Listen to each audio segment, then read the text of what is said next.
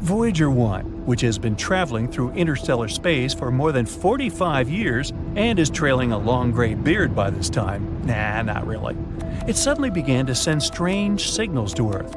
Even more bizarre, there are no signs that the probe has broken or anything. Scientists from NASA are desperately trying to find the reason. So, what's happened exactly? First of all, let me tell you a bit more about Voyager 1 and its long journey. Voyager 1 is an American space probe. Scientists from NASA sent it into space on September 5, 1977. Voyager's goal was to explore the outer planets of our solar system, namely Jupiter and Saturn. Initially, scientists assumed that the mission would take about 5 years. Haha, the joke's on them. The probe exceeded all expectations.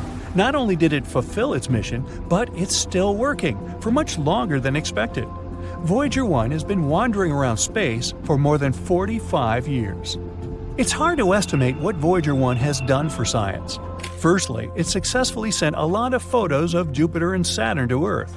By the way, you can even check out these photos yourself. All of them are published on the NASA website. Thanks to Voyager, we also discovered several new moons of Jupiter and a previously unknown system of its rings. We learned that Jupiter's famous red spot is actually a giant superfast storm. And after leaving Neptune's orbit behind, Voyager also sent a lot of important data about interstellar plasma. So Voyager 1 successfully proved to scientists how useful it was. After that, it happily headed for its next goal, the Kuiper Belt and the heliosphere. The Kuiper Belt is a ring of icy bodies that extends from Neptune to a distance of approximately 50 AU from the Sun. It's kind of similar to the asteroid belt, but about 20 times wider and 100 times heavier. And the heliosphere is an area around the Sun where the pressure of the solar wind is balanced with the pressure of interstellar gas. Yeah, I know, it sounds like some hard scientific stuff. Just keep in mind that this data really helps us understand the universe as a whole. So, this is Voyager's last task, to tell us more about interstellar space. The probe has already sent us more than 60 frames for a mosaic of the solar system from a distance of over 4 billion miles from Earth. Scientists use these frames to make a big colored picture. The photo was called the pale blue dot, and you've probably already guessed what that dot is. Yep, that's what our Earth looks like through Voyager's eyes. This photo clearly shows how tiny we really are, and how precious and fragile our planet is. But Voyager 1 also has another, even more important mission, to tell other civilizations about us humans. You might have heard about the famous Voyager Golden Records. People created many audio and video files and added them to these records. There are a few sections. The first one contains hello in 55 languages, including ancient and extinct ones. Almost 80% of the recordings are different musical pieces, like Bach, Beethoven, Mozart, and Stravinsky, folk music from different countries and ages, and a bit of the blues, like famous songs by Louis Armstrong and Chuck Berry.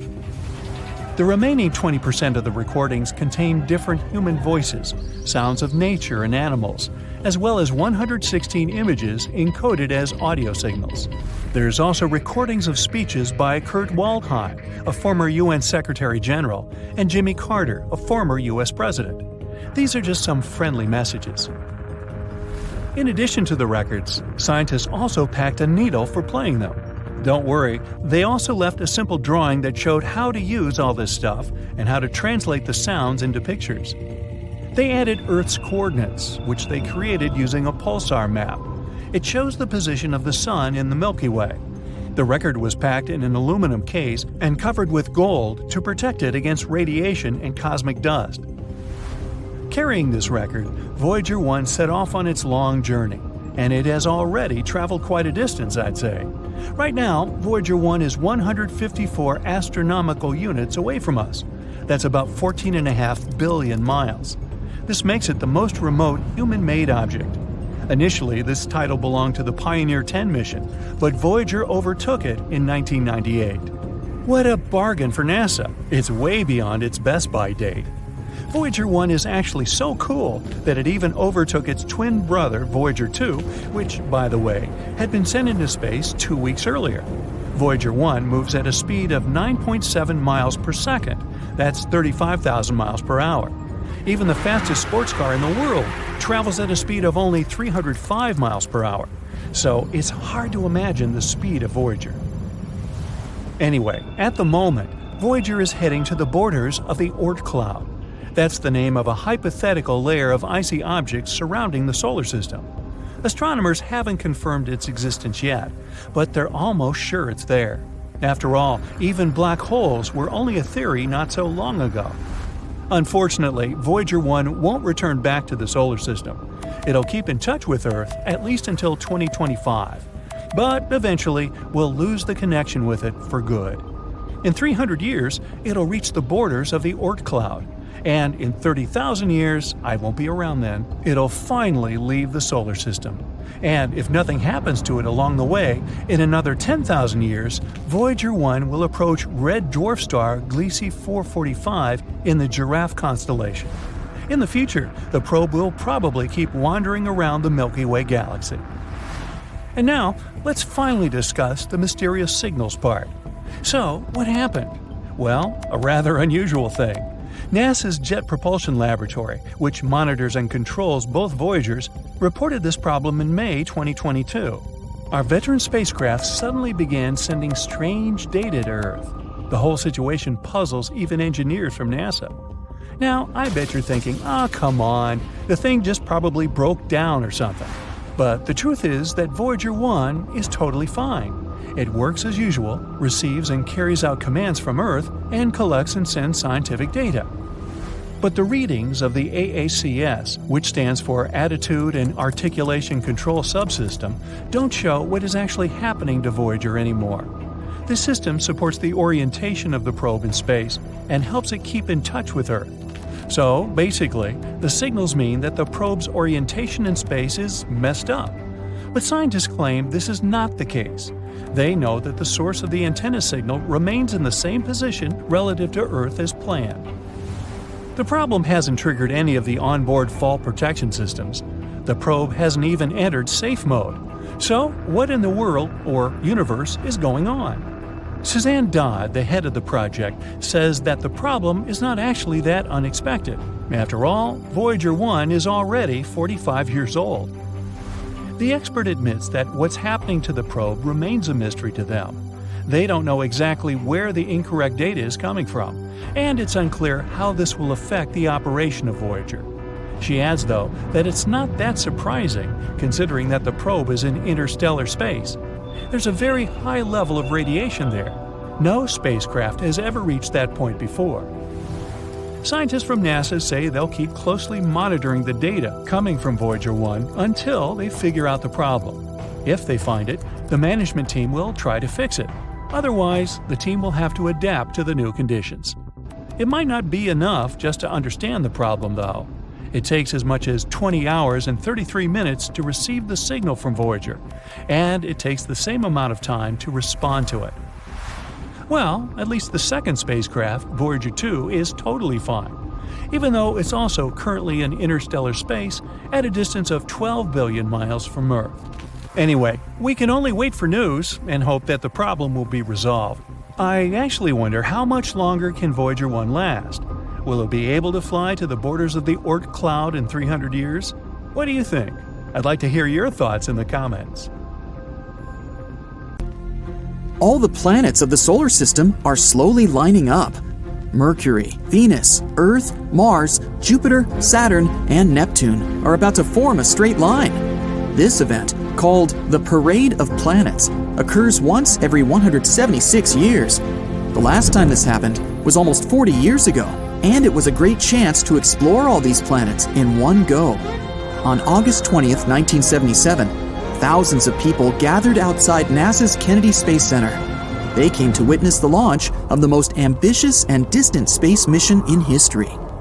5, 4, 3, 2, 1, ignition! Launch rocket Titan took off from Earth and left the atmosphere. As soon as the rocket reached outer space, it launched the probe Voyager 2, which began its journey. The probe consisted of a bus 1.5 feet in height and almost 6 feet wide. On top of it, there was a round 12-foot wide antenna. Most of the scientific equipment was mounted on a boom that extended 8 feet outward. On September 5, 1977, Voyager 1, the identical space probe, left our home planet. It sent us pictures of Earth and the Moon. It soon overtook Voyager 2, launched 2 weeks earlier. That's why the second probe has the number 1 in its name. And so the journey through dark space began. March 5, 1979. About 4 Earth-Sun distances away from our planet, Voyager 1 came close to Jupiter and prepared its scientific equipment to explore the planet. The probe had a dozen gadgets, including a 2-camera system with narrow and wide-angle lenses. So, it could take full-length photos of the planet with the wide-angle camera, as well as close-up photos of specific places on the planet and its satellites. The probe also had a radio science system to determine the atmospheric composition, weight, and gravitational fields of the planets it came across. Infrared and ultraviolet spectrometers could help measure radiation and temperature invisible to the human eye. Various sensors were used to examine cosmic rays. Voyager 1 was the first to find volcanoes outside Earth. Those were on Jupiter's satellite, Io. It has dozens of active volcanoes that constantly spew lava. Then the probe pointed its cameras at the Great Red Spot. That's how people learned that it was a giant cyclone-like storm that hasn't stopped for the entire history of observations of Jupiter. It was also the first time when lightning was detected outside of our home planet. And in the invisible spectrum, Voyager 1 noticed that Io acted like an electrical generator for Jupiter. Ions, which are charged particles, were constantly flying toward the gas giant. This electrical current was 5 million amps. Soon, Voyager 1 continued its journey. 5 months later, Voyager 2 approached Jupiter too. This gas giant has rings around it. They're not like Saturn's though. Jupiter's rings consist mostly of dust. When the planet's rocky satellites collided, they turned into small debris. Gradually, this debris turned into fine dust. Then Voyager 2 approached Europa. This moon is completely covered by a crust of ice, and beneath it, there may be a liquid ocean where life can possibly exist. Voyager 2 was the first to capture the cracks in Europa's ice crust. While flying near Io, Voyager 2 discovered that 6 volcanoes on its surface were still erupting. This meant that the periods of activity of these volcanoes could last for months. Both space probes circled the gas giant several times and then dashed further into space. Such a gravitational maneuver allowed them to gain more speed and saved fuel for the trip. By November 9, 1980, Voyager 1 had already traveled 8 Earth-Sun distances away from home. The space probe arrived at Saturn. It discovered 3 new satellites of the gas giant: Atlas, Prometheus, and Pandora. This proved the theory that these were the moons that kept the planet's rings in line. It also turned out that unlike Jupiter's, Saturn's rings also contained ice. Voyager 1 took a peek at Titan, Saturn's largest satellite. It's 50% larger than the Moon and even has an atmosphere. It's the only place in the solar system besides Earth where liquid water has been proven to exist. That's why scientists don't deny the possibility of life there. Then it was time for another gravity maneuver. Voyager 1 once again darted away from the planet's orbit. This time, it was aiming upward relative to the line of the parade of planets. Almost a year later, Voyager 2 arrived there. It made a flyby of several of Saturn's icy satellites. Supposedly, a long time ago, these moons collided and knocked huge chunks of ice and rock out of each other. This debris orbited Saturn, collided, and slowly crumbled into dust, consisting of ice and rock. This is how the famous rings of Saturn were born. Another gravity maneuver, and Voyager 2 set off for the next gas giant. 5 years later, it arrived at its destination, 17 Earth-Sun distances away from our planet. For the first time ever, a human-made object approached Uranus. Voyager 2 discovered 11 new moons there. The probe also found that Uranus was the coldest planet in the solar system. Its temperature is negative 350 degrees Fahrenheit. That's 4 times colder than the temperature at the South Pole. At that time, the Deep Space Network was being tested on Earth for the first time. It's a network of radio telescopes all over the planet. They aim at certain points in the sky to establish communication with extremely distant objects. These telescopes have been successfully receiving signals from Voyagers 1 and 2. August 25, 1989. Voyager 2 had already traveled 23 Earth-Sun distances and arrived at Neptune. It was the first time people received images of this blue planet from such a close distance. The probe discovered 6 new moons there and also took the first pictures of the planet's rings. Engineers then turned off the probe's cameras to save power for its main computer and the instruments that measured the solar and interstellar wind. Voyager 2 left Neptune and headed into deep space. That's why it no longer needed the cameras. A few months later, Voyager 1 sent its last photo back to Earth. It was a family portrait of our entire solar system. Every pale dot was a planet. You can barely recognize Earth in the picture. After that, the camera was turned off to save power. This was the start of the interstellar mission for Voyager 1. For 15 years, Voyager 1 had been flying to the edge of the solar system. On December 16, 2004, the probe passed through the termination shock. This is where the solar wind suddenly slows down and heats up after colliding with the interstellar wind. The space probe managed to endure this test and continued its journey. In 2007, Voyager 2 crossed the same boundary. At that point, sensors recorded a temperature of about 266 degrees Fahrenheit, but the probe managed to withstand it and continued its journey through the dark cosmos. Both Voyagers moved through interstellar space in different directions. They discovered that the heliosphere, the solar wind bubble, is not perfectly round, but more like an egg. August 25, 2012. Voyager 1 became the first human-made object to enter interstellar space. It's now also the most distant artificial object in human history. On November 5, 2018, Voyager 2 also left the solar system. The 2 probes continued their journey into deep space. Right now, the Voyagers have been operational for 44 years. Voyager 1 has traveled 153 Earth-Sun distances and is moving forward at 38,000 miles per hour. In about 300 years, the probes will reach the Oort cloud. This is a hypothetical region around the solar system with nothing but asteroids and blocks of ice. Scientists believe they might reach the nearest stars in the next 40,000 years. Perhaps one day, the Voyagers will enter these star systems and explore unknown worlds. There may be planets there that look like ours.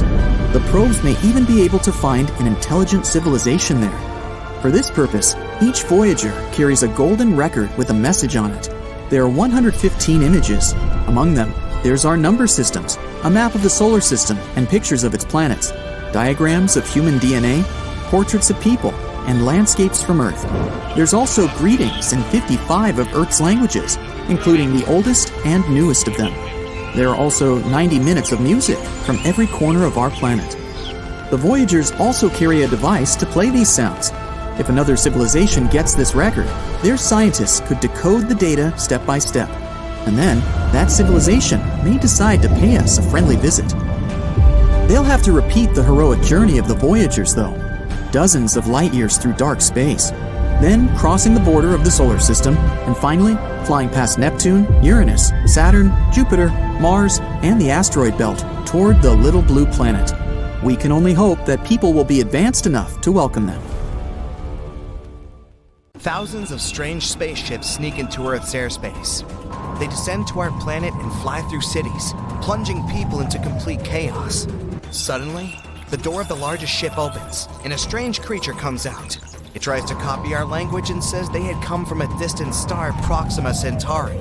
Something like this might happen because scientists have recently picked up a strange radio signal off that star.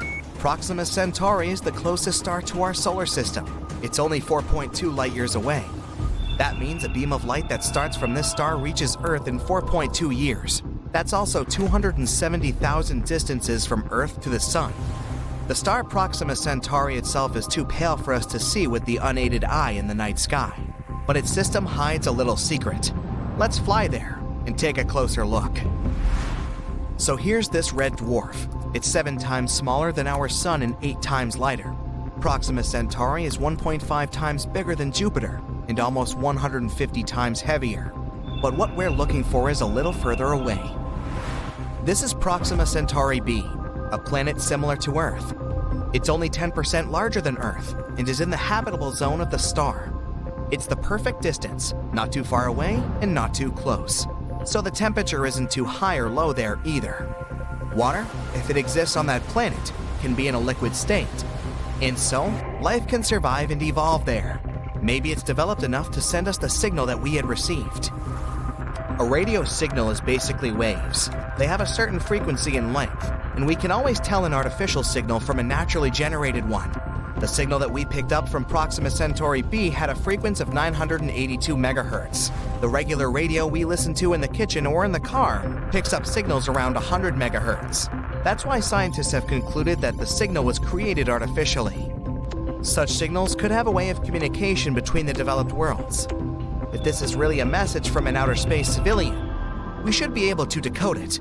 For this, any civilization must use the simplest method of encryption. For example, Earth has already sent a radio signal into space. It was the Arecibo message. This message consists of 1,679 digits.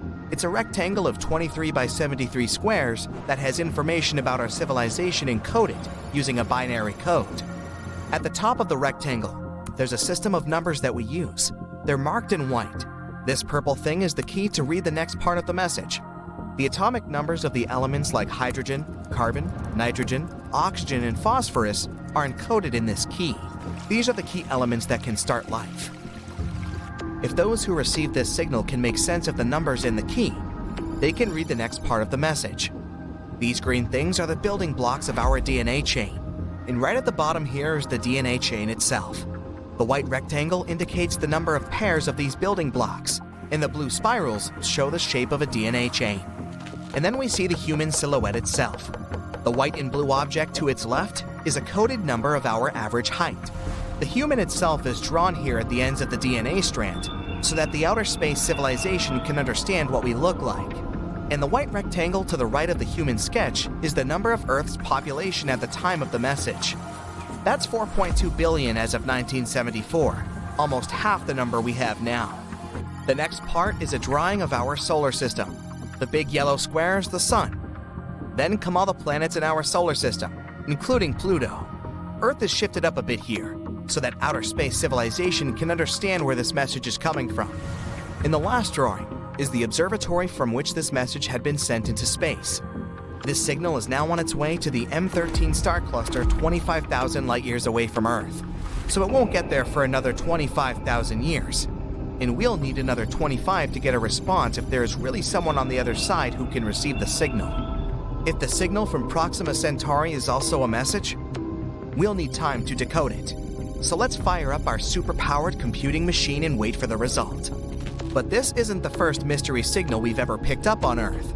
Scientists recorded an unusual wow signal in 1977. They supposed it came from somewhere in the constellation of Sagittarius.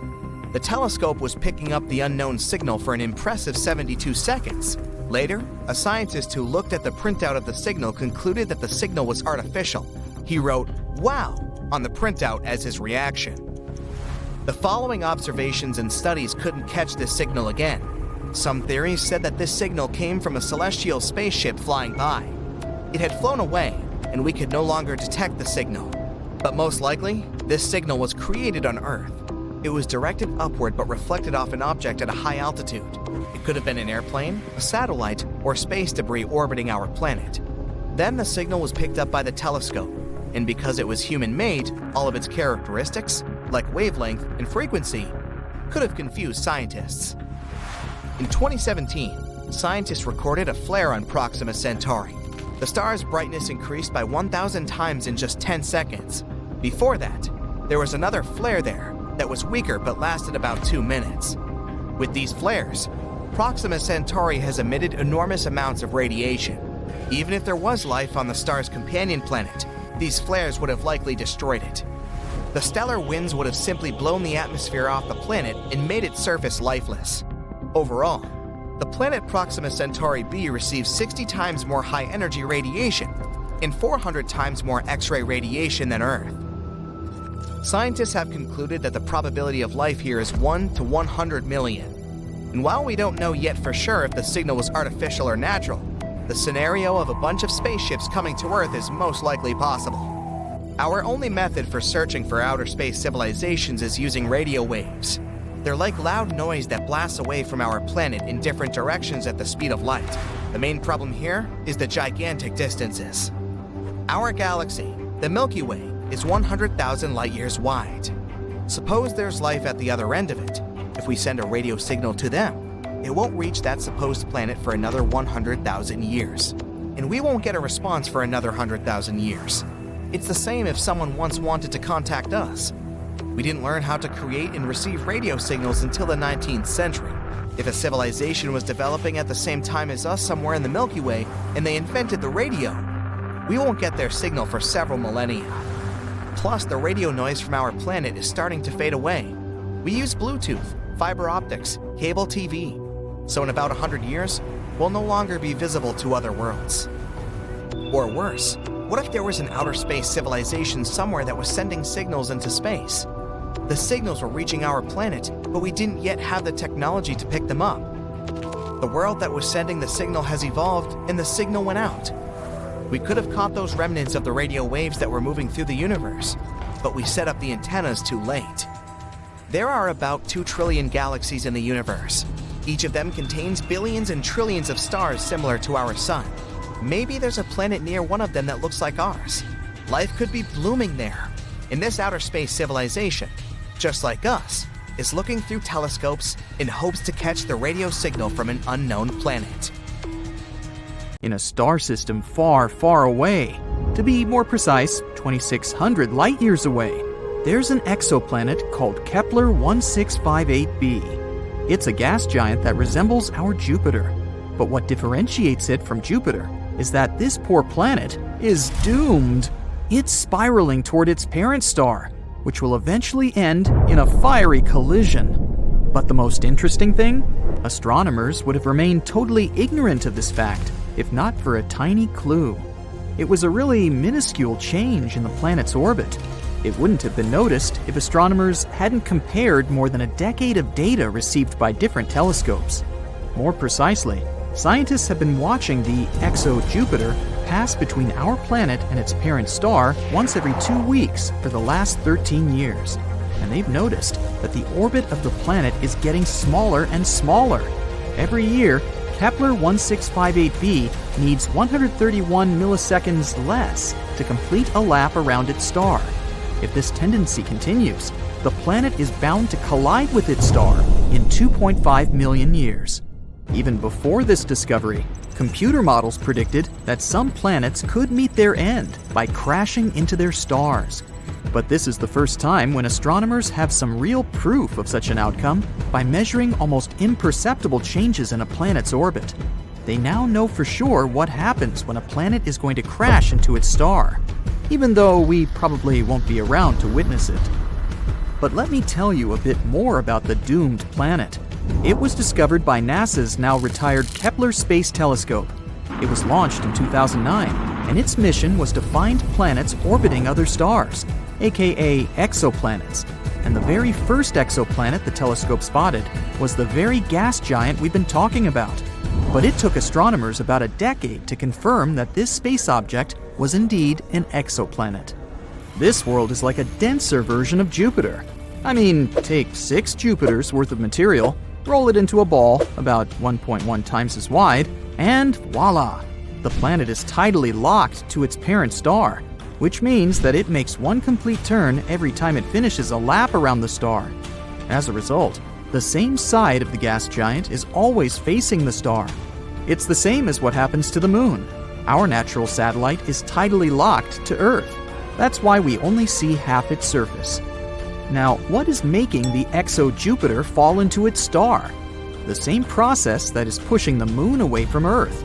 When a moon orbits a planet, or a planet orbits a star, their gravity forces interact and tug on the other's mass.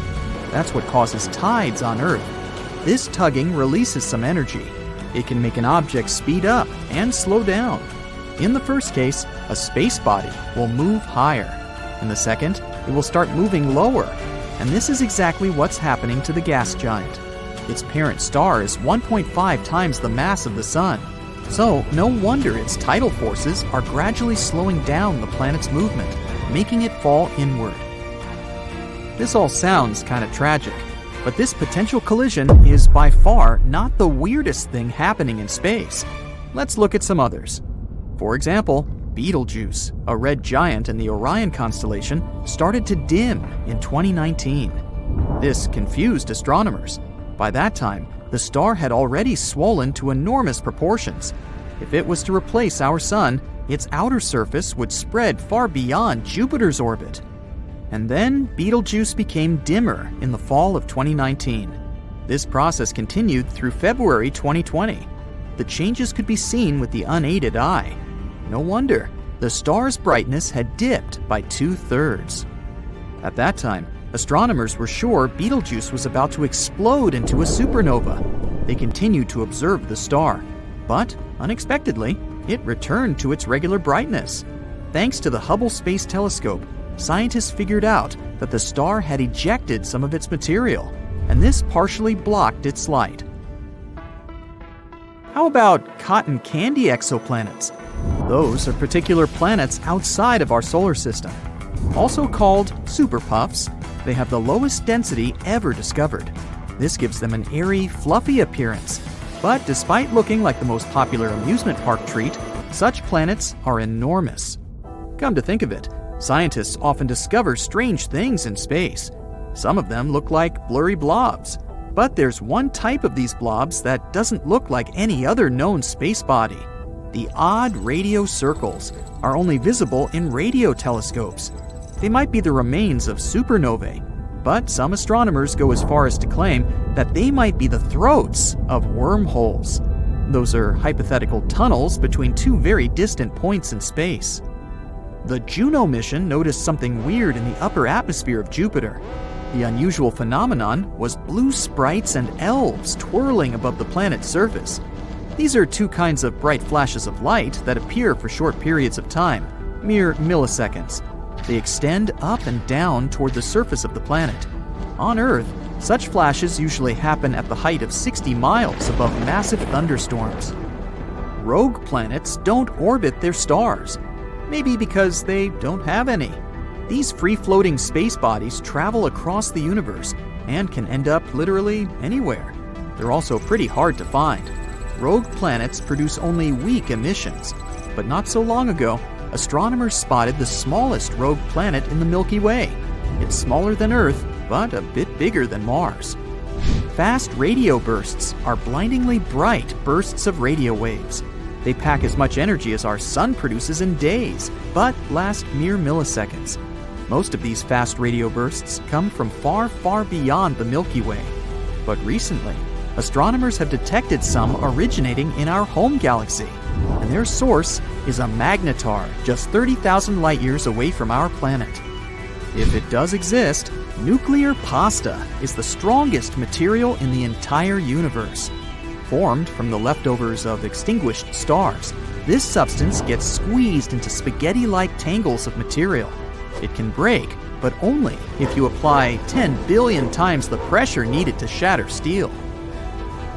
Not so long ago, scientists discovered that one of the most massive stars in the neighborhood had just disappeared. It was a star 75 million light-years away from Earth. Normally, it'd be too far away for astronomers to clearly see individual stars, but only unless they're huge. And the star we're talking about was enormous. It was shining 2.5 million times brighter than the Sun. For the last time, astronomers saw the star in 2011. They decided to examine it more closely several years later, but it was already too late. The star had vanished. Such massive stars usually go out in extremely bright supernovae, but astronomers noticed nothing like that in this case. There's a theory that the star collapsed into a black hole without triggering a supernova first. It does occur among stars approaching the end of their lives, but very, very rarely. There are black holes, and there might be mini black holes, even though their existence hasn't been proven yet. Unlike their massive siblings, hypothetical mini black holes could be really tiny, not bigger than an atom. Their mass can vary, but just one minuscule thing might have the mass of 1,000 sedans. One theory claims that tons of micro black holes could have been created right after the Big Bang and the beginning of the universe. Some scientists even go as far as to say that a couple of mini black holes pass through our planet every day. More than 7,000 light-years away from Earth, there is the Eagle Nebula, a young cluster of stars just 5.5 million years old. The Hubble Space Telescope managed to take an image of several dark silhouettes near the nebula's center. Those are the so-called pillars of creation, an active star-forming region. Look, how cool is that?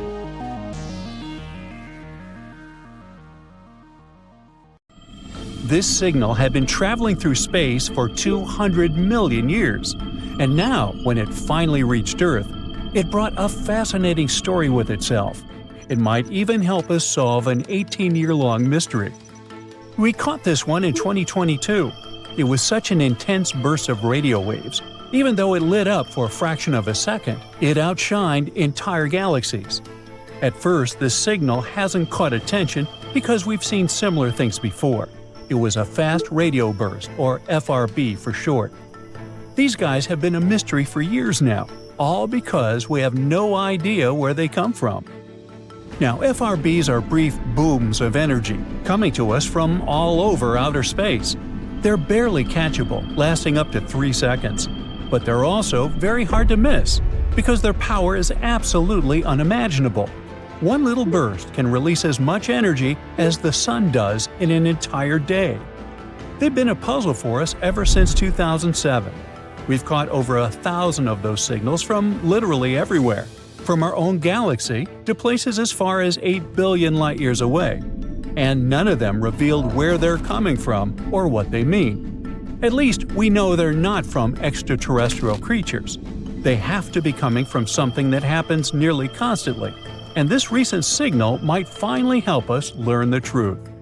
It lasted about 2 milliseconds, and it wasn't particularly bright.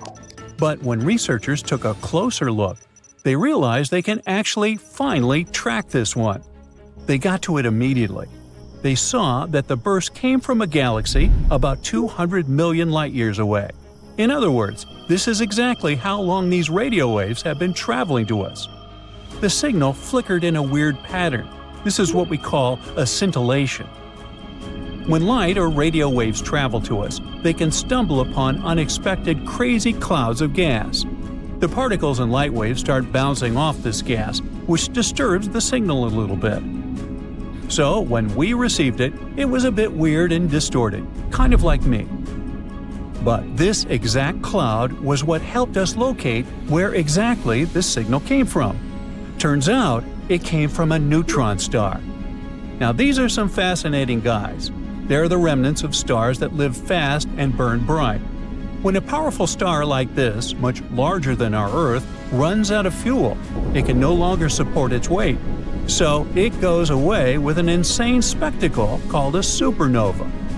During its last moments, its core collapses under its own super-strong gravity, and this creates one of the densest objects in the universe. Again, a lot like me. Hey, what can I say? For curiosity, let's compare it to osmium, the most dense element on our planet. If you had a small cube of osmium, it would weigh around 0.8 pounds. That's already pretty heavy, and it means that 1 cubic foot of osmium would weigh a shocking 1,410 pounds. That's like an average cow. Now, just try to guess how much a small cube of neutron star would weigh. Wrong. It would be a horrifying 7 billion tons per 1 little cube. Don't even think about holding it in your hand. That thing would warp the fabric of reality around it. It's kind of like trying to imagine Mount Everest being squeezed into a tiny ball. Hard to even imagine. So, even though they're so heavy, these stars are surprisingly small, only about 6 miles in radius. That's like a city size, and it would still weigh more than our sun. But if that's not enough horror for you, the neutron star we're talking about wasn't your regular one. It was a magnetar. Now, magnetar is a rare type of neutron star. When a neutron star is born, there's only a 10% chance that it will become one of those guys. It can happen if, while the star is collapsing, its magnetic field grows wildly stronger. The spin is rapid, the insides are going wild, and boom, we've got a magnetic field 1 trillion times stronger than Earth's. More than that, these are among the most extreme magnetic fields in the entire universe. They can literally rip atoms apart. Which is exactly what they do. They just rip everything apart. So they end up being surrounded by a super hot, electrically charged soup of particles called plasma. The magnetic field is going wacky, twisting, and bending the plasma as it sees fit. And this all just ends up as an ultra-hot party. Everyone is constantly colliding, scattering, and being absorbed. Not the best place for a hangout. Now, back to our main character. The magnetar in our story also had a plasma soup and a terrifying invisible field surrounding it.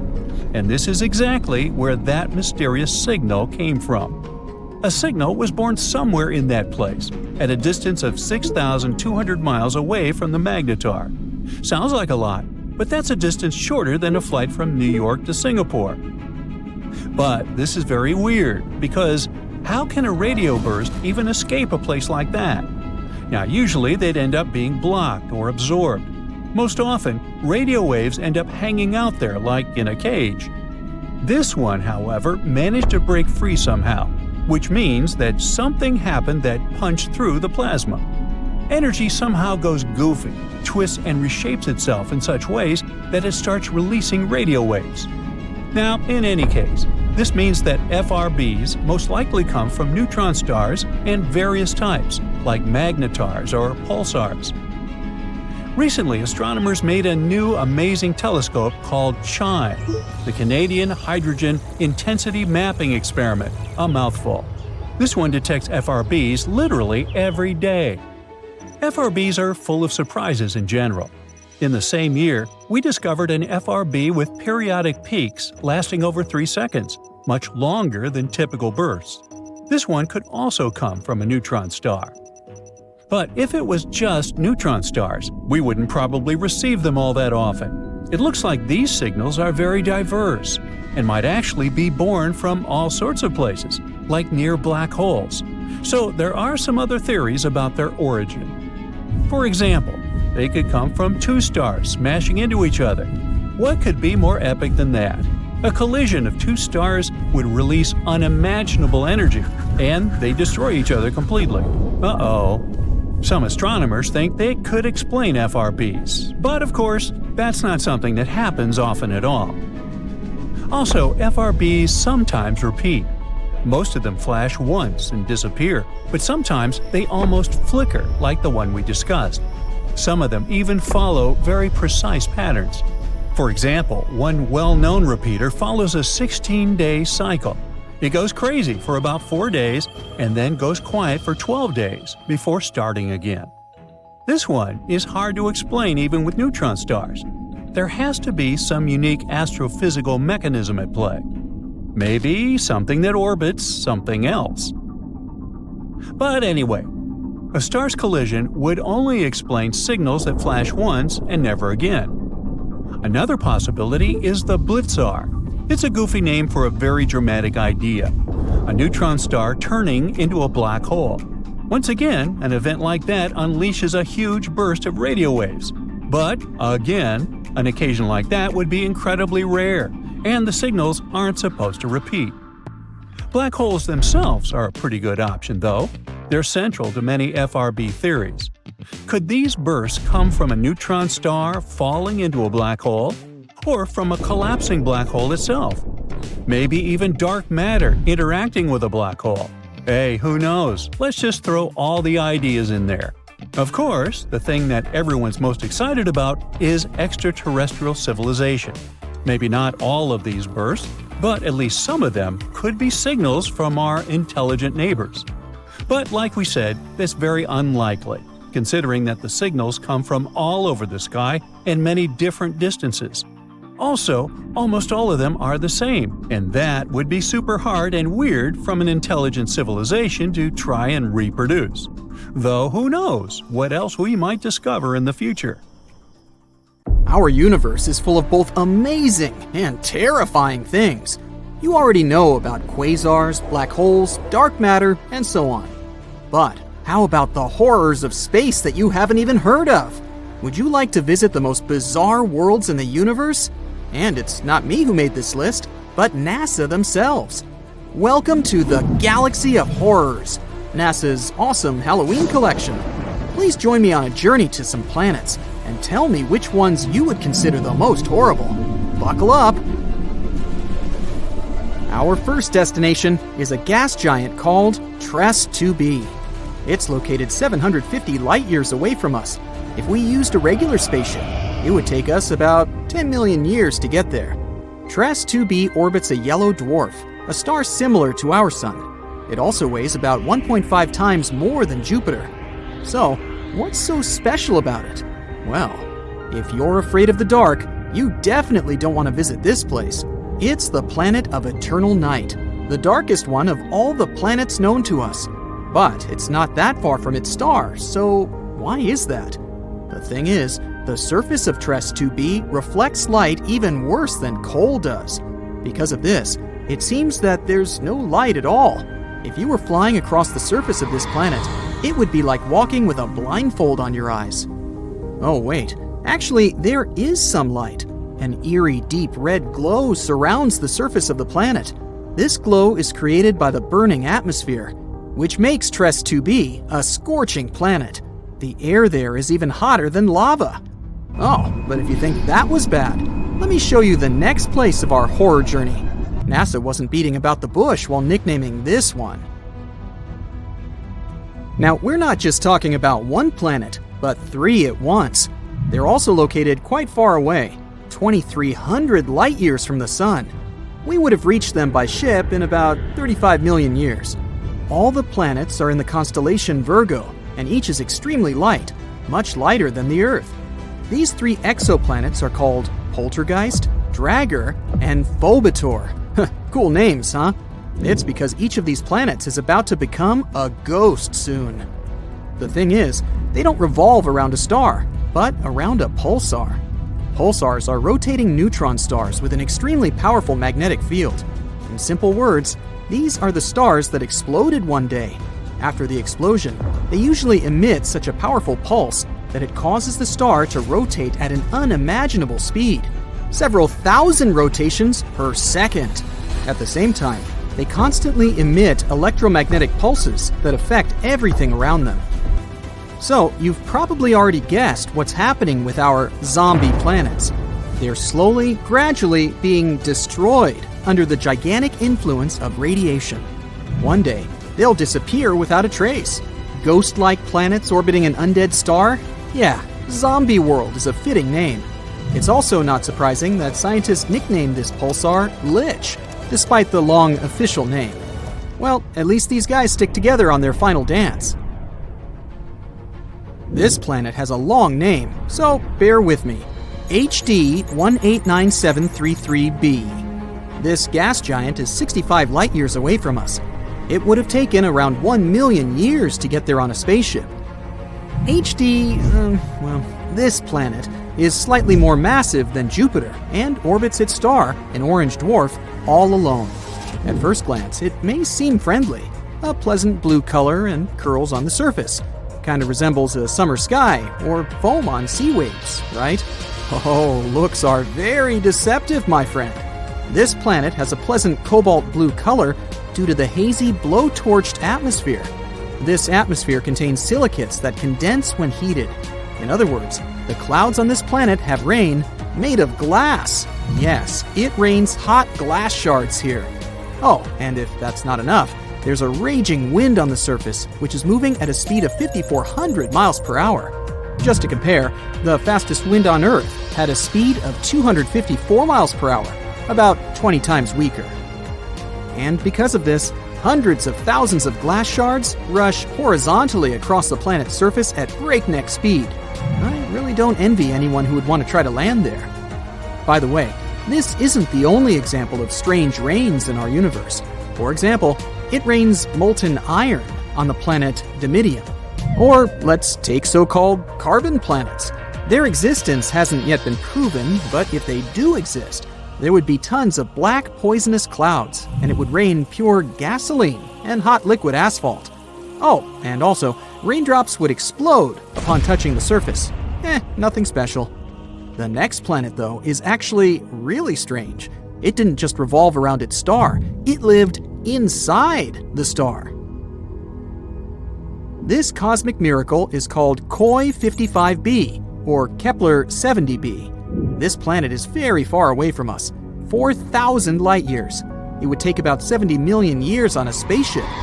It's twice as light as Earth and fully rotates around its star in just a couple of hours. A long time ago, it was an ordinary Earth-like planet about the size of Jupiter.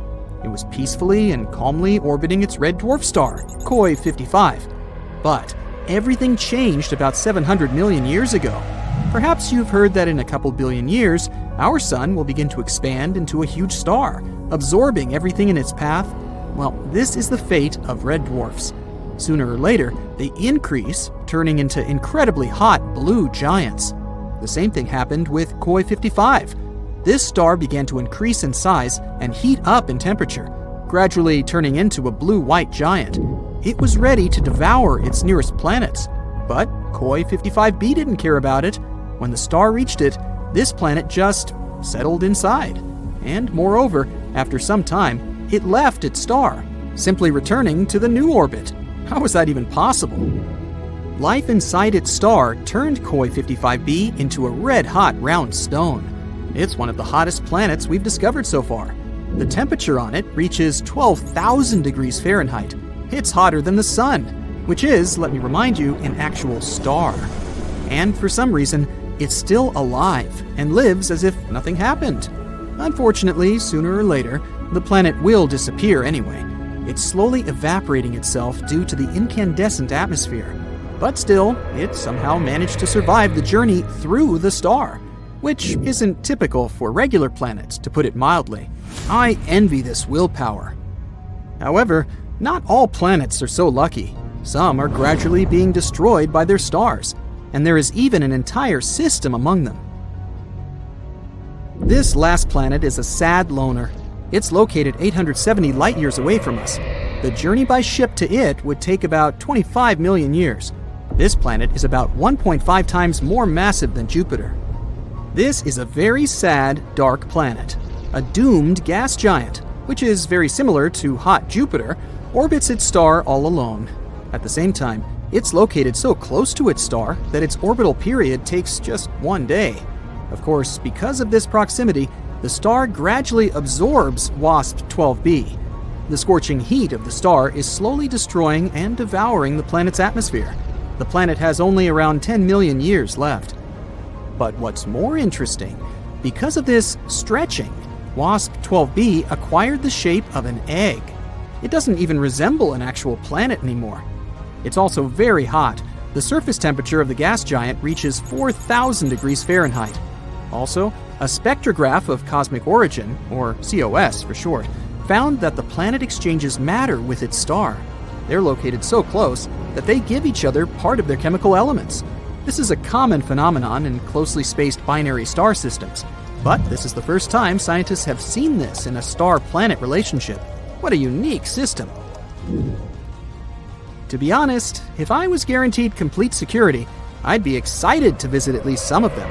What about you? Please let me know in the comments. We still can't find the source of the mysterious signal we've been receiving since 2018. We receive it every 22 minutes, and nothing can explain this. Some scientists even believe it could be coming from another civilization we haven't met yet.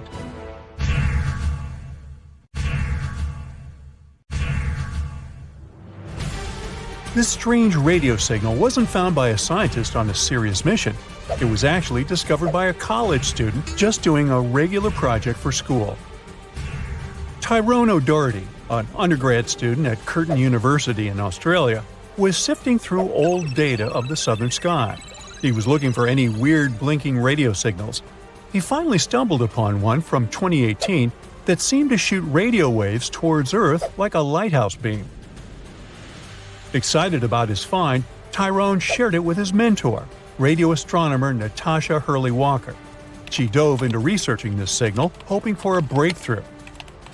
But despite checking different frequency data, they hit a dead end. But then, Natasha spotted a pattern. The signal repeated every 18 minutes. This was huge. But just as they were gearing up to study it further, poof! The signal vanished after only 3 months, leaving them with nothing. Not giving up, Natasha and her team scanned the skies again, desperate for a clue. Months passed, but nothing turned up.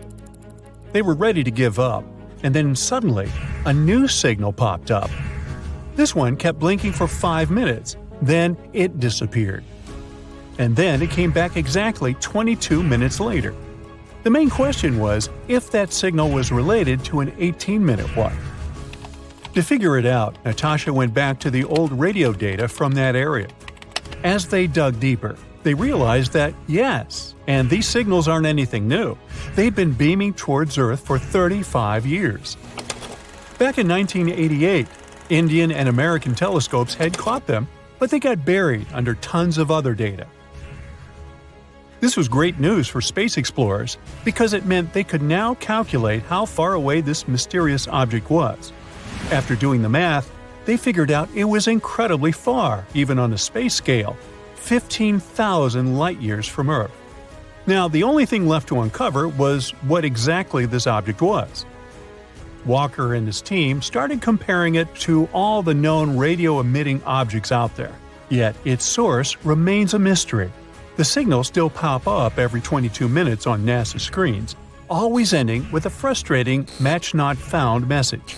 The scientists called it J183910. Some think that the signal might come from some extraterrestrial beings. Maybe it's the signal that SETI, the search for extraterrestrial intelligence, has been waiting for. This project has been working for over 50 years, trying to find any evidence of life beyond Earth. They also scan the skies for radio waves, laser pulses, and other mysterious signals. So maybe it's a way for extraterrestrial folk to communicate their location. While that idea may sound exciting, we need to be careful about jumping to conclusions. First, we don't have solid proof for that. Before any concrete evidence, it's just speculation. And also, there are other more plausible explanations. Most likely it comes from a natural phenomenon, and there are a couple of theories for that. The first one is the pulsar theory. Imagine a huge star in space much bigger than our Sun.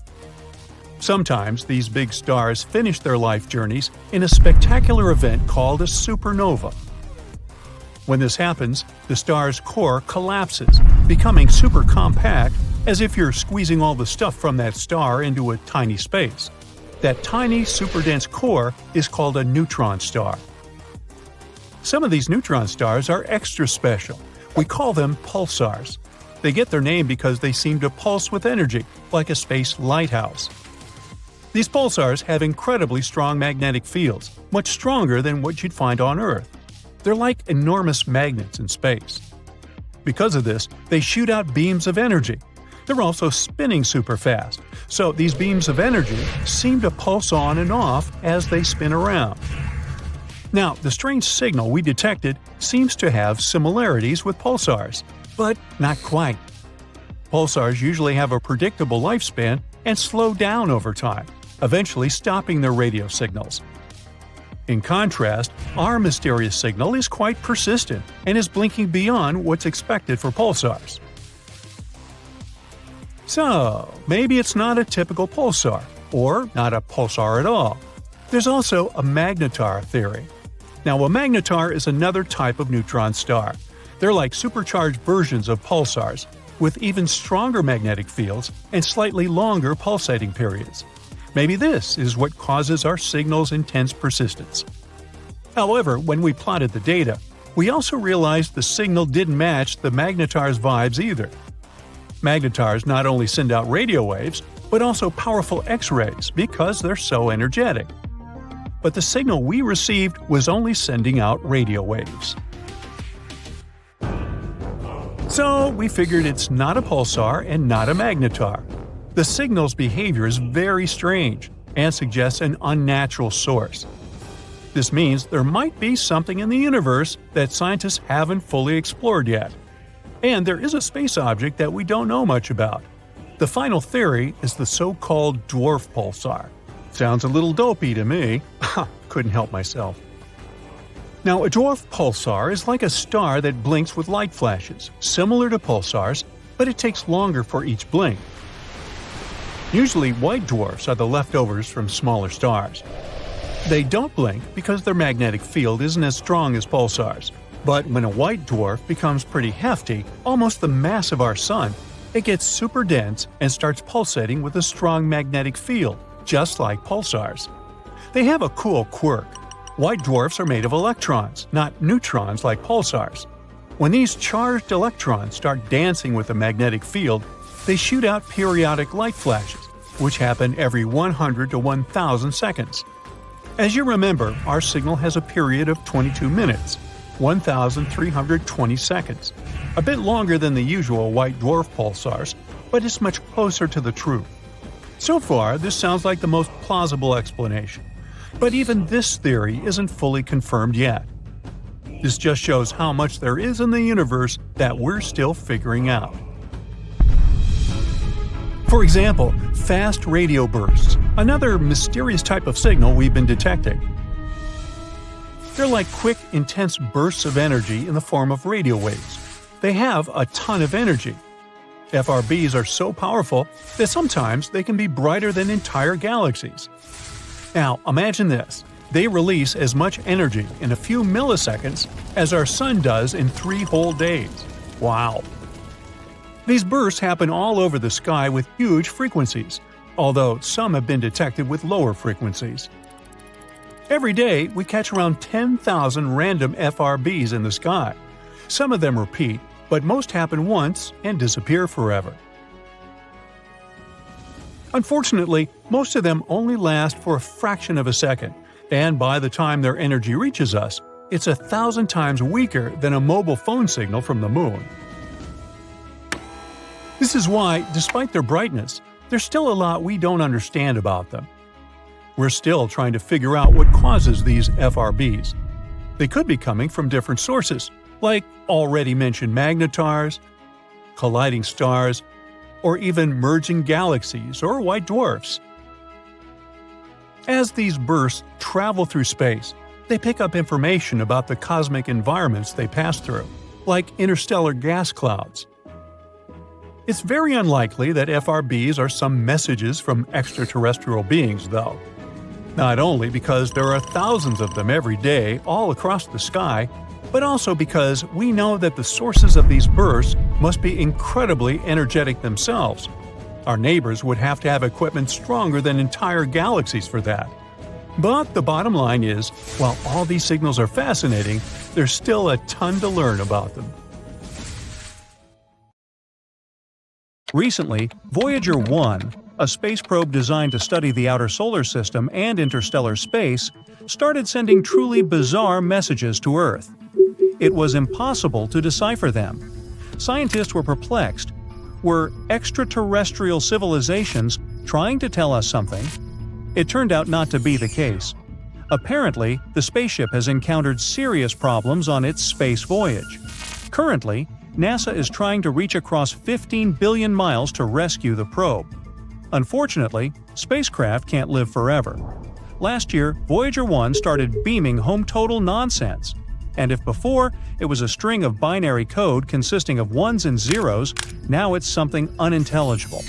It means that billions of miles away from home, beyond the protective bubble surrounding the solar system, Voyager 1 is in big trouble. The Voyager 1 team on Earth traced the problem to the probe's flight data system. It's an onboard computer parsing and parceling all kinds of science measurements for further radio transmittal to Earth. One theory claims that it could have been struck by a high-energy cosmic particle, which caused problems with the system's memory, like a bit flip. Bit flips occur when you're copying data, and one of the bits changes, making everything incorrect. A value of 1 becomes a 0, or vice versa. Usually the team simply asked the spacecraft for a memory readout. It allowed them to find and reset the errant bit. But this time, they don't know where the bit flip is because they can't see what the probe's memory is. And it's the most serious issue they've had in a long time. It's very worrying because they've lost communication with the spacecraft. But recently, the team has managed to break through to Voyager 1. After months of stress and failed attempts, they finally managed to decode a portion of the spacecraft's gibberish. This might allow them to find a way to decipher whatever it's trying to say.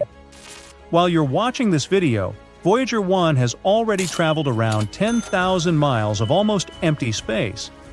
Voyager 1 and its sibling, Voyager 2, are slipping away from us at incredible speeds. Sooner or later, they're bound to fall silent. The Voyagers are very important to humanity, as much as they're beloved. The Voyager missions were supposed to exploit a once-in-175-year alignment of Jupiter, Saturn, Uranus, and Neptune to slingshot through our solar system, exploring its most distant regions. Outfitted with nuclear power sources, these space probes were built to last. Nearly half a century later, the probes are still the farthest flung and longest-lived missions ever sent into the cosmos by people. Voyager 1 is the front-runner, and its sibling is trailing close behind.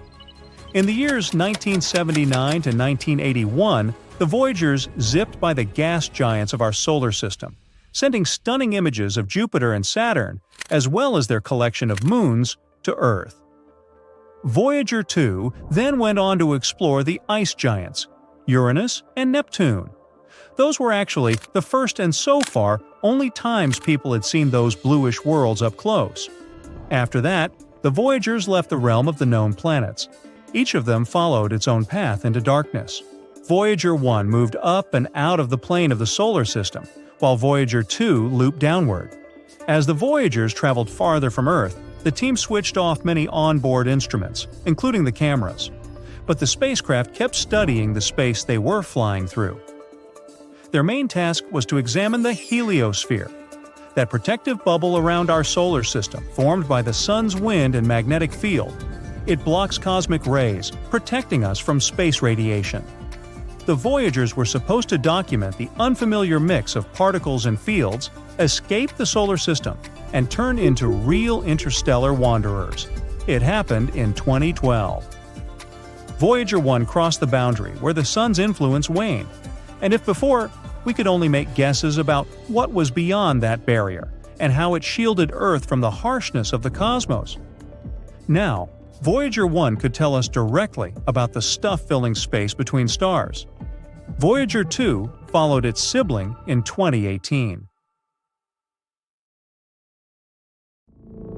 We've discovered Kepler 22b, a small exoplanet in the Cygnus constellation. Seems like nothing important, right? But it's actually a big deal.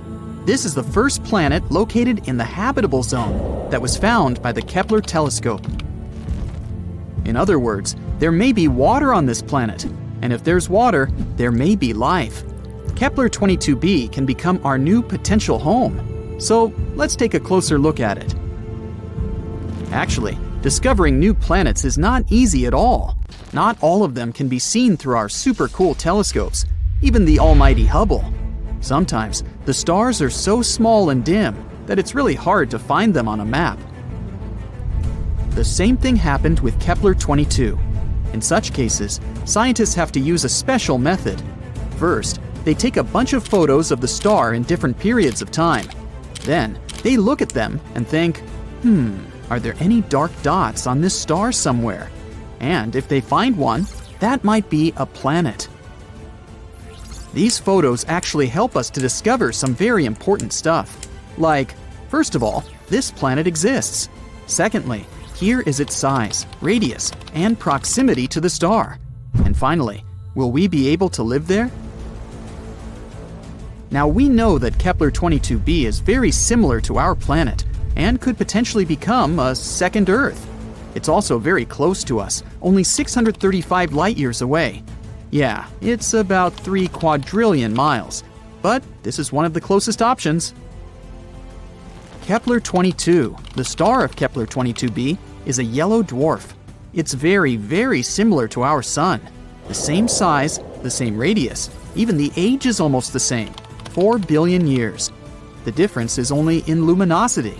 It's about 20% dimmer than the sun.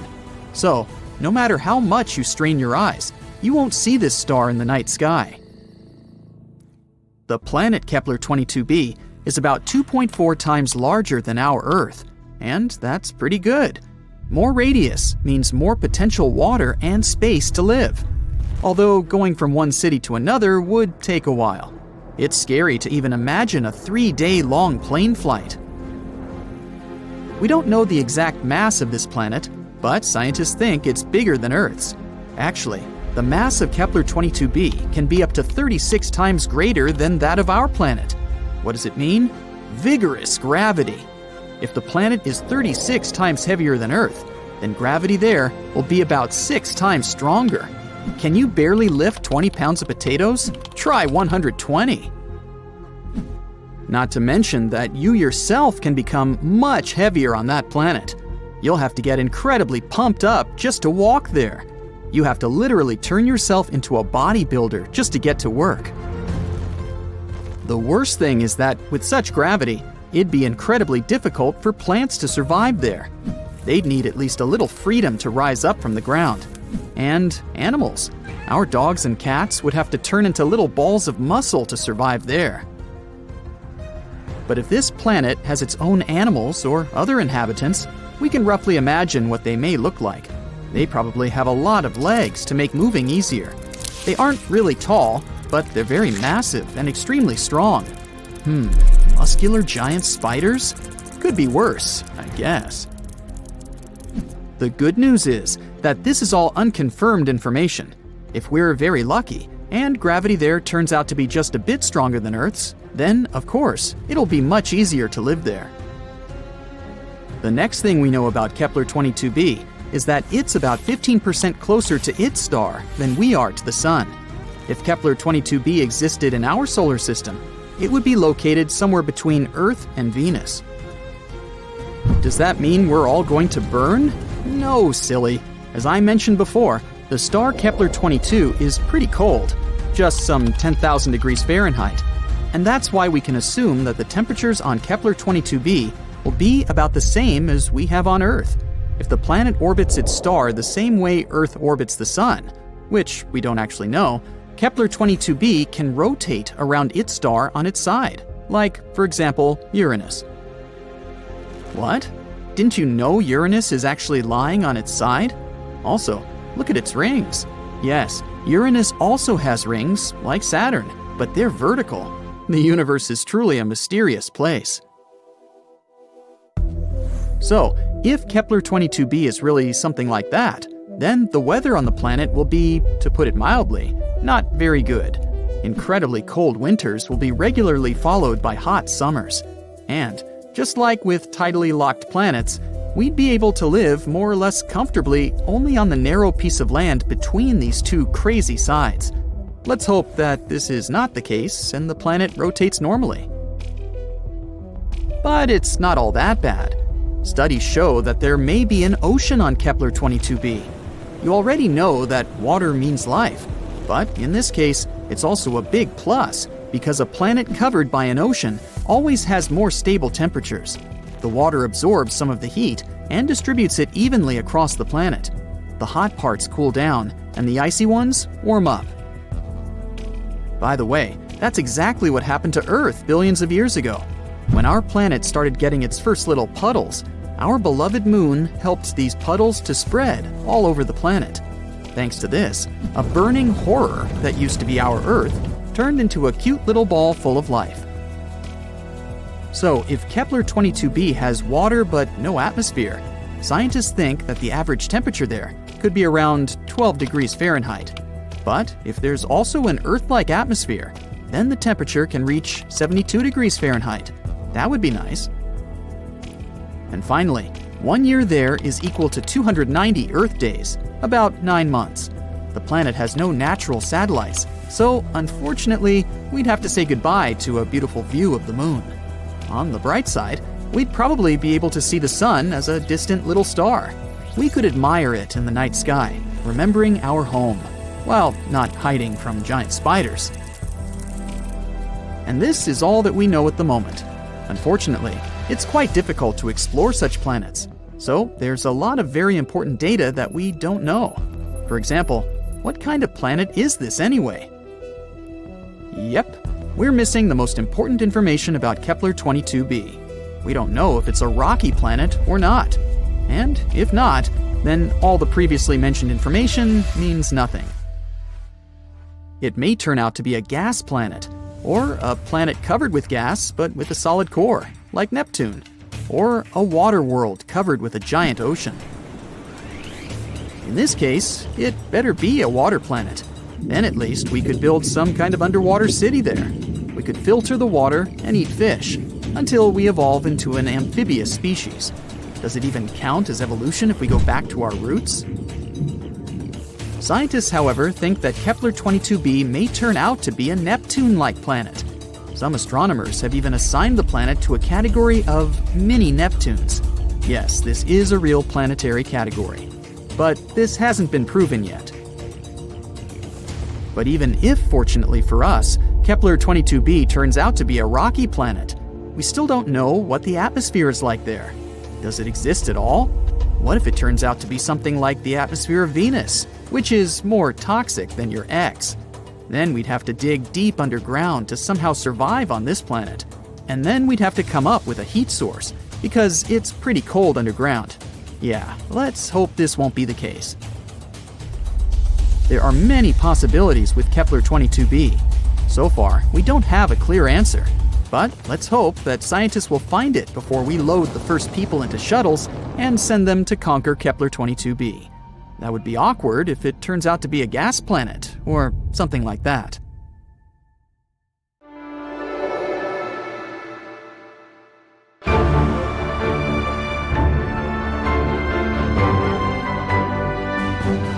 On August 20th, 1977, the most ambitious space mission took off from Earth. The main goal of Voyager 2 was to study the outer solar system up close. It became possible because of a rare alignment of planets. Voyager 2 was supposed to study all the gas giants of the solar system: Jupiter, Saturn, Uranus, and Neptune. Astronomers also hoped it would be able to find and explore the edge of the solar system. Since Voyager 2 was built for interstellar travel, the probe was equipped with a large 12-foot wide antenna. It allowed the spaceship to send the data it gathered back to Earth. During its journey, the space probe discovered a 14th moon of Jupiter. Voyager 2 was the only spaceship to study all 4 giant planets from up close. It was the first human-made object to fly past Uranus, where it found 2 new rings and 10 new moons. Voyager 2 also flew by Neptune and noticed its great dark spot. That's a colossal spinning storm in the planet's southern hemisphere. The storm is the size of Earth and moves at a speed of 1,500 miles per hour. These winds are the strongest ever recorded on any planet of the solar system.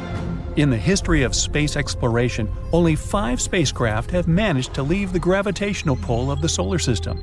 Those were Pioneer 10 and 11, Voyager 1 and 2, and New Horizons. People launch thousands of objects into space. These objects easily overcome Earth's gravity. But the Sun is around 300,000 times as massive as our home planet. That's why its gravitational pull is way more difficult to fight. Even more impressively, Voyager 2 is the second human-made object in history to reach the space between stars after passing through the heliosphere. That's a bubble of magnetic fields and particles produced by the Sun and protecting the solar system. 2 years after its launch, Voyager 2 started transmitting the first images of Jupiter. The space probe provided scientists with much-needed information about Io and Europa, some of the largest of Jupiter's moons. Then the space mission passed by the gas giant itself. The distance between the spacecraft and the planet was around 400,000 miles.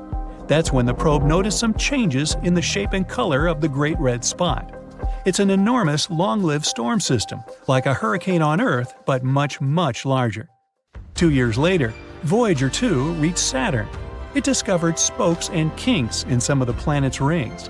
While the spacecraft was flying behind and up past the gas giant, it passed through the plane of Saturn's rings. At that time, Voyager's speed was around 8 miles per second. For several minutes, the probe was hit by thousands of micron-sized grains of dust.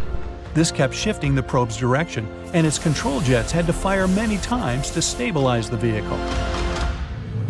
After Voyager 2 explored Uranus and Neptune, it headed out of the solar system. Its instruments were put in low power to save energy. In August 2007, the spacecraft passed the terminal shock. It's the boundary marking the outer limit of the Sun's influence. Here, the solar wind slows down. In the summer of 2013, the probe reached interstellar space. Now, when it comes to sending and receiving signals in space, there are 3 factors you should keep in mind: distance, power, and time. The farther away a spacecraft is, the farther a signal has to travel before it reaches it, and the longer it takes for this signal to catch up with the spacecraft. And when it finally gets there, it's extremely weak. Another problem is that once the spacecraft is launched, it can't be upgraded. It's literally stuck with the technology it was outfitted with. Plus, such spaceships as Voyager 2 are powered by radioactive fuel. When special material radioactively decays, it releases heat that gets converted into electricity. Unfortunately, the more material decays away, the less power the spacecraft has for receiving and transmitting radio signals. Despite this issue, we haven't lost the connection with Voyager 1 and 2. That's because new and more powerful technologies appear on Earth. Signals people send can reach much farther than before. That's why it was possible to stay in touch with Voyager 2, which entered interstellar space in 2018 and has already traveled almost 12 billion miles away from Earth. But in March 2020, the main piece of equipment that allowed scientists to exchange signals with the spaceship was switched off. After the communication with the spacecraft stopped, NASA spent around 11 months upgrading its deep space network and installing new hardware. The DSN is an international array of huge radio antennas that help astronomers on Earth communicate with interplanetary missions.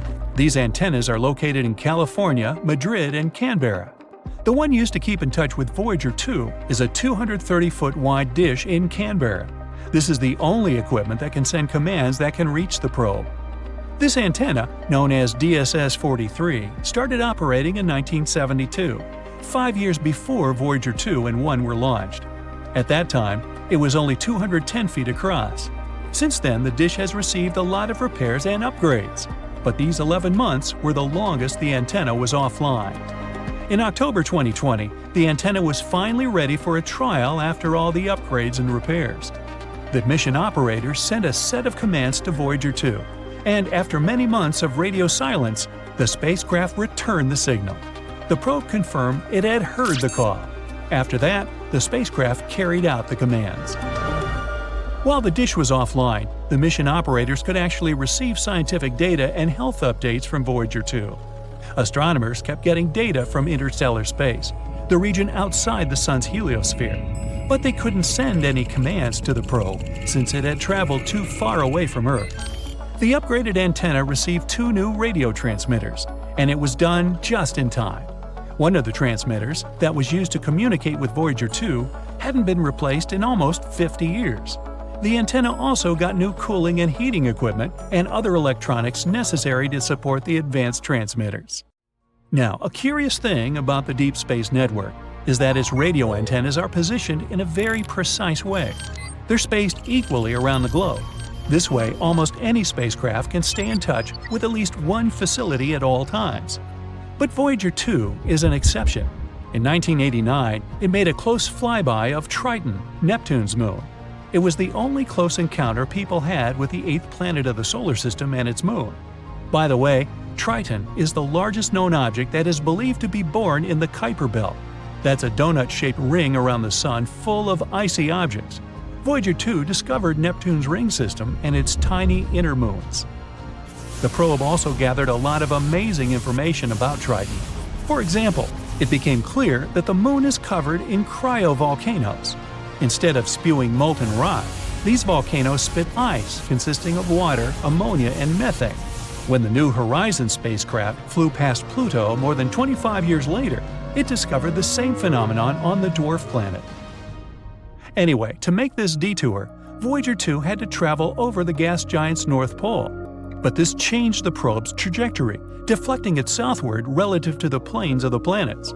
Since then, Voyager 2 has been moving in that direction. And now, the spacecraft is so far away that it's out of reach of the radio antennas in the northern hemisphere, those in Madrid and California. This makes DSS-43, which is located in the southern hemisphere, the only dish powerful enough in broadcasting just the right frequency to send commands to Voyager 2. Voyager 1, the probe's faster-traveling twin, didn't change its trajectory. After passing by Saturn, it took a different path. That's why now it can easily communicate with the two facilities in the northern hemisphere. The upgrade the Canberra Deep Space Communication Complex has gone through can also benefit other space missions. For example, the Mars Perseverance rover that landed on the Red Planet on February 18, 2021. The dish will also be crucial for exploring other planets and the Moon. Let's see, there's Mercury, Venus, Earth, Mars, Phaeton, Jupiter. Wait, hold on. What Phaeton am I talking about? Well, let's see. It was the beginning of the 19th century, and the asteroid belt hadn't been discovered yet. In the year 1801, one man named Giuseppe Piazzi spotted the largest asteroid in the solar system, Ceres. At that time, people believed that there was a planet orbiting between Mars and Jupiter, and Ceres seemed to fit the bill. But the next year, another astronomer, Heinrich Olbers, found one more space body following a similar orbit. It was an asteroid which was later called Pallas. This discovery helped Olbers to figure out that these two space objects could be fragments of a planet. The discovery of two more asteroids, Vesta and Juno, seemed to confirm this theory. It was believed that the planet, which was named Phaeton in the 20th century, appeared in the early days of the solar system and was later destroyed, and its debris formed the asteroid belt. Olbers' idea was called the disruption theory. To astronomers at that time, it seemed obvious that the planet once collided with a large space object, which led to its demise. The most likely candidate was Nemesis, a hypothetical red or brown dwarf orbiting our Sun. Another theory claimed that Phaeton could have gone through an internal cataclysm, which could have broken the planet into pieces. There was one more idea. Phaeton could have come too close to Jupiter and got torn apart by the gas giant's immense gravity. These days, though, astronomers don't believe in the disruption theory anymore. A new idea has replaced it. It's known as the accretion theory. It claims that the asteroid belt is all that is left of the protoplanetary disk. Supposedly, this disk had been originally orbiting the Sun, even before the planets formed. Unfortunately, because of Jupiter's gravitational forces, it never managed to coalesce into a planet. But what is this asteroid belt we keep talking about? This region is located between the orbits of Jupiter and Mars. Tons of asteroids and even minor planets are found there. Some of them can sometimes migrate or even get thrown out of the asteroid belt to the outer solar system. The four largest asteroids in that area are Ceres, Vesta, Pallas, and Hygeia. They make up half the mass of the entire belt. As for the rest of the mass, countless smaller bodies make up for it. In loads of sci-fi movies about space, the main character gets into an asteroid belt and has to try hard to get away from countless rocks threatening to smash their spacecraft. Well, it has nothing to do with the real thing. Even though there are thousands of asteroids in this region, they're so widely spaced that the chance of collision is next to nothing. Hey, but it's a movie, right? Anyway, when the asteroid belt was forming, some objects started to come together and form what we know as protoplanets. But the gravitational pull that was caused by the formation of Jupiter made such collisions too rough, and instead of forming large space bodies like planets, asteroids shuddered. Astronomers think that as a result of such collisions, more than 99.99% of the original mass of the asteroid belt was lost in the first 100 million years of the history of the solar system. Only the largest asteroids have enough gravity to get a spherical shape. Small ones are just often piles of rubble, loosely held together by gravity. And the tiniest objects in the asteroid belt resemble dust, so small they are. And all these objects, giant and tiny, orbit the Sun. There are several types of asteroids, depending on their composition and albedo, which is the proportion of light or radiation reflected by a surface. The main types are carbon asteroids, which have a very dark surface, silicon ones, you can also call them stone asteroids, and metal ones. The first two types account for around 75% and 17% of asteroids that we know about. For the first time, the asteroid belt was crossed by a spacecraft in 1972. It was the Pioneer 10 space probe. The spaceship managed to refute the theory that the belt was filled with dust that could easily damage all gadgets on board. It didn't happen. And since that time, 8 more probes have traveled through the asteroid belt. And now, I'm going to tell you some cool facts about the solar system itself. Try to count how many of these facts you've known before and write your answer down in the comments below. The solar system is a staggering 4.5 billion years old. Scientists came to this conclusion after studying meteorites, the oldest material they managed to find. But our solar system isn't the only one in the Milky Way galaxy. The galaxy we live in houses about 100 billion star systems. And if it's just our galaxy alone, what can we say about the whole universe? Now, our Sun is also insanely massive. Here's the proof. 99.86% of all the mass of the solar system is the mass of the Sun, in particular hydrogen and helium that it's made of. The remaining 0.14% is mostly the mass of the solar system's 8 planets. Oh, by the way, contrary to popular misconception, outer space isn't a perfect vacuum. It contains not only stars and planets, but also clouds of interstellar dust, space plasma, and cosmic rays. Those are atom fragments dashing from the outskirts of the solar system. Now, one phenomenon astronauts should worry about while exploring space is cold welding. If two pieces of the same kind of metal touch in space, they bond and get permanently stuck together, kind of like galaxy glue. It doesn't happen on Earth since water and air keep pieces separate. You can see solar eclipses even though the Moon is 400 times smaller than the Sun. It's also 400 times closer to Earth, so it's perfectly capable of obscuring the star. But in 600 million years, the Moon won't be able to block the Sun completely because of the satellite's changing orbit. Behind the orbit of Neptune, there is the mysterious Kuiper Belt, filled with massy icy objects. The most curious thing about this space formation, though, is that the scientists fail to explain the pattern of its movement. The only explanation they have is that Neptune might be hiding a ginormous planet. This hypothetical planet has already got the name Planet 9, and all we have to do is wait until its existence is confirmed, or not. The ocean on Jupiter is larger than any body of water on other planets of the solar system. But it's not the ocean you think about. The one on Jupiter isn't made of water. This mesmerizing thing consists of metallic hydrogen, and its depth is around 25,000 miles, which is actually almost the same as the circumference of Earth. Now, people got to know about beautiful Saturn's rings in the 1600s, but now we know that Saturn isn't the only ringed planet.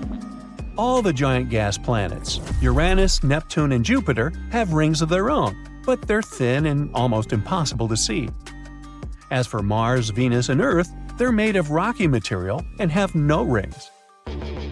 At the same time, Saturn's moon Rhea might have a ring system consisting of 3 narrow bands.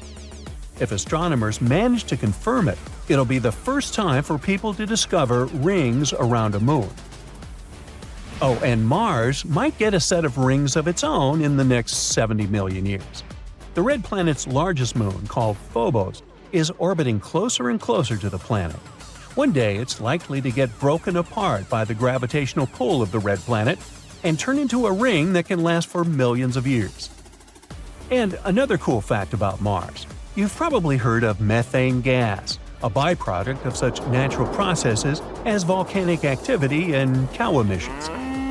Anyways, this gas is not only a part of the Martian atmosphere, but also the thing that confuses astronomers to no end.